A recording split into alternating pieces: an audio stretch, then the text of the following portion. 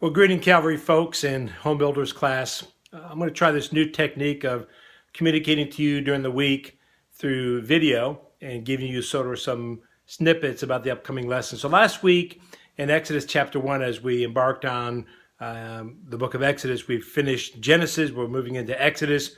We've completed chapter 1 of Exodus, and we moved into chapter 2. And last week we had some really good discussions about Moses, his birth, of course, being placed in the river by his mother, and ultimately being able to raise her own son, at least for 3 or 4 years before Moses was turned over to Pharaoh's daughter.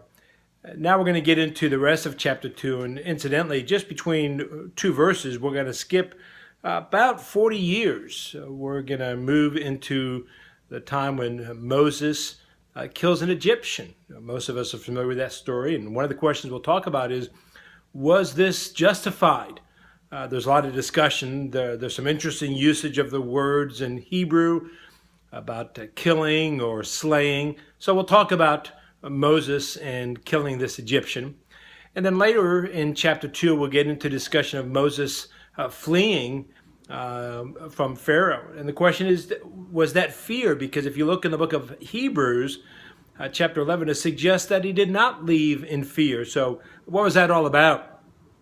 And then we'll talk about Israel crying out to God. And if we get to the end of chapter 2, hopefully we'll have some good, lively discussion again. We'll talk about what it means to cry out to God. And have you ever been in situations where you personally have cried out to God? So you come join us. We'll always be prompt Sunday morning at 9:15 at Calvary Homebuilders. So we look forward to having you join us. Thanks, and have a blessed rest of the week. Bye-bye. God bless.